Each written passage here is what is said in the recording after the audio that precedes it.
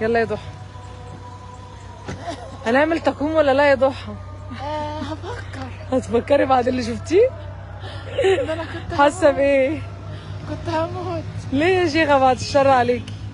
بس اسنانك بجد اهي. ليه عملتي ايه؟ عملت تنظيف. طب الحمد لله. طب تعالي اركبي العربيه يلا. بعد الاشعه اركبي بقى لما اركبي العربيه وبعدين نشوف الموضوع ده ايه. اركبي العربيه. هنقول كل ده في العربيه، هنحكي كل حاجه. السلام عليكم ورحمه الله وبركاته. لسه مخلصين في المركز الطبي في مدينتي. تمام. موضوع صعب جدا يا جماعه، جدا يعني فوق ما تتخيلوا بجد. عايزه اقول لكم، عايزه بس الشاحن بتاع الموبايل عشان الموبايل هيفصل مني شحن. تمام. ايه ضحى؟ ايه ضحى مش قادره تتنفسي؟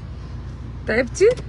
تعبت بصراحه. بصوا بقى يا جماعه، ضحى الدكتوره قالت ان روضه متحمله التقويم يا عيني، بس عشان روضه ما خلعتش ضروس من عندها ولا عندها مشكله في العظم والكلام ده، لكن ضحى عندها مشكله كبيره جدا في الفك نفسه.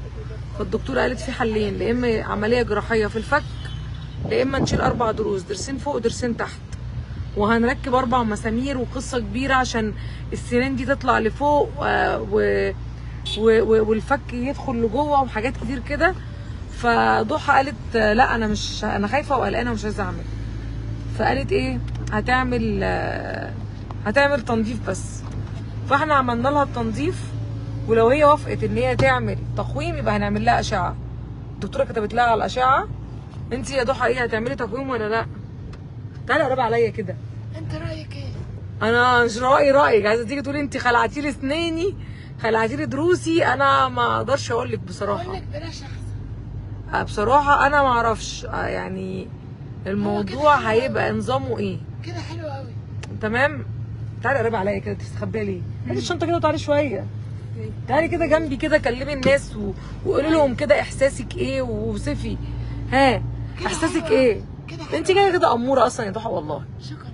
والله وجميله. الانسان عمره ما كان باسنانه ولا بشكله. الانسان اهم حاجه بادبه واخلاقه وطريقته ومعاملته. وانتي لما نضفتي اسنانك بقت بيضه وجميله ما شاء الله يعني. بس انتي لازم عشان تعملي الموضوع التقويم ده لازم تخلعي 4 ضروس، او من 2 فوق و2 تحت. فانتي ايه رايك؟ لا مش هخلع. وقالت لك هتركب لك مسامير في الفك. لا بلاش المسامير ممكن تصدي. هتصدي؟ لا دي مسامير، دي مش مسامير من اللي بالك فيها، مش المسامير بتاعت البيبان يا ضحى. ضحى هتجنني يا جماعه. مسامير يا ضحى دي بتاعت الحاجات بتاعت الاسنان، حاجه كده نظيفه قوي يعني، ما تقلقيش. هي ايه رايك؟ كده اسناني هتظبط يعني؟ بس الدكتوره قالت لك العلاج بتاعك هياخد 2 سنين، عشان تبقي عارفه. انا بصريحه معاكي بقول لك من البدايه، هتخلعي ضروس رقم 1، هتعملي هتركبي 4 مسامير. العلاج بتاعك التقويم هياخد 2 سنين بالظبط. هو في الوقت العادي بياخد كام سنه؟ ده هنا ازاي يا جماعه، نفسها سنانها طالعه ومعوجه. معلش يعني هو عادي، مش عيب والله يا راسي، انا بحبها جدا. بس مع ذلك هي ما فكرتش تعمل تقويم ولا تيجي تلعب جنب سنانها. هي عندها ثقه في نفسها. انا عن نفسي برضو كنت شايفه بنتي جميله جدا، مش محتاجه تقويم، بس هي برضو جالها عقد. في ناس برضو كانوا بيتنمروا عليها، عشان التنمر ده شيء صعب بصراحه جدا. فعشان كده هي ايه، قالت انا هعمل التقويم. فما رضيتش ان انا اضايقها، مع اني والله لازم كنت اقعد اقول انت ارنوبتي وانت حلوه وانت جميله. بس الانسان لا اما يكون مقتنع بنفسه، لا اما يكون مش مقتنع بنفسه بس. وفي الاول وفي الاخر هي خلقه ربنا، صح ولا ايه يا ضحى؟ ايوه. وانتي مش وحشه الحمد لله، زي القمر. انت شايفه ان انا مش وحشه؟ انتي قمر، انتي عينيكي بنيه وشعرك ناعم وجميله ورقيقه وكيوته، ما تعمليش مشاكل خالص. عايزه يعني ملاك كده، وعايزه كل يوم تقعدي جنبي. ده شيء بيسعدني جدا، بيخليني انا في قمه السعاده ان انا اكون قاعده مع قمر زيك. ما ينفعش نفوت على محل اشتري منه حاجه؟ عايزه تشتري ايه؟ مش كفايه الشراء بتاع امبارح؟ محل اكسسوارات اشتري حاجه من معايا. قولي عايزه ايه طيب؟ اشتري حظاظه البسها فين. حاضر، نعدي دلوقتي على المحل اللي في مدينه بدر نجيب. حاضر. ماشي. ده هي اصلا تعبت قوي دلوقتي، ما قعدت كانت هترجع ومش قادره، بتعمل لها تنظيف بس. انت ما شفتنيش لما رحت عند مروه الليسي كنت عامله ازاي؟ انت اصلا قمر في كل حالاتك. بصي لقيت نفسي عملت كده برضه. انت برضو ايه، فكري كده كده لسه قدامك الوقت، والدكتوره معانا وموجوده، مش تقول لنا لا على حاجه، وهيعملوا لنا كمان تخفيض في التقويم باذن الله. يعني الناس كده كده متعاونه معانا جدا. لا كفايه التنظيف. انت بس فكري وانا معاكي، وقت ما تقولي لي انا عايزه اعمل التقويم هقولك يلا بينا. خلاص خلاص هفكر. فكري. خلاص. حبيت برضو اطمن المتابعين وكل الناس الجميله اللي بتتابعنا ان الحمد لله احنا لسه مخلصين عند الدكتوره دلوقتي في المركز الطبي اللي في مدينتي. المركز ده اصلا انا يا ولادي وكلنا بنتعالج فيه، يعني اي حاجه باجي المركز ده بصراحه. تمام. ضحى بتدلع عليا، خليها تتدلع. هتتدلع على مين يعني؟ لازم تتدلع عليا انا اختها وانا مامتها وانا صاحبتها وانا كل حاجه. صح يا ضحى؟ انا كل حاجه ولا ايه؟ ايوه طبعا انا ماليش غيرك. حبيبتي ربنا يخليكي ليا يا رب ويقدرني ويفرحك دايما. خلاص.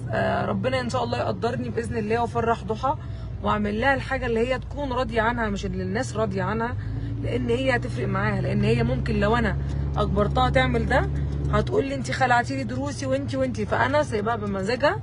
هي لو عايزه تعمل زي نصره كده، نصره قعدت تزن على الطرف الصناعي عايزه اعمل وحسستني بالذنب، وفي الاخر بعد ما عملناه ما رضتش تلبسه خالص، او مركون مرمي في الدار.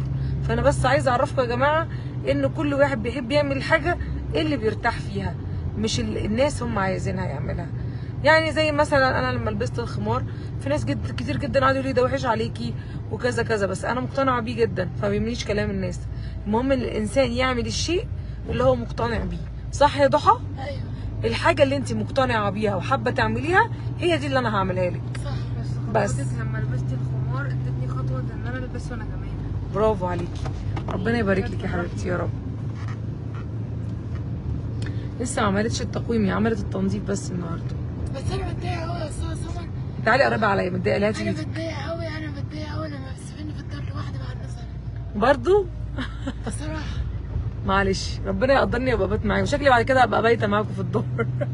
انا نفسي ان شاء الله لما تعمل الدار التاني تعمل لها دار لوحدي. ان شاء الله اعمل بس الدار التانية، ادعي لي ربنا يكون معايا. خلاص ماشي يا حبيبتي. يلا.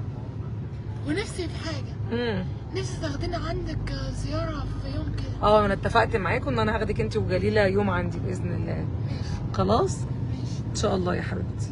زعلتي من كلامي؟ ما اقدرش ازعل منك ابدا، ربنا يسعدك يا رب. يلا اشوفكم على خير يا جماعه، وما تنسوناش من الدعاء، ادعوا لي ربنا يكون معايا ويقويني واقدر افرحهم كلهم، وكل اللي يتمنوه اقدر انفذه لهم، لان في كذا حد في الدار هناك ليه طلبات تانية كتير، فربنا يقدرني وافرحهم واقدم لهم كل طلباتهم باذن الله. يلا اشوفكم على خير. لا اله الا الله محمد رسول الله. باي باي.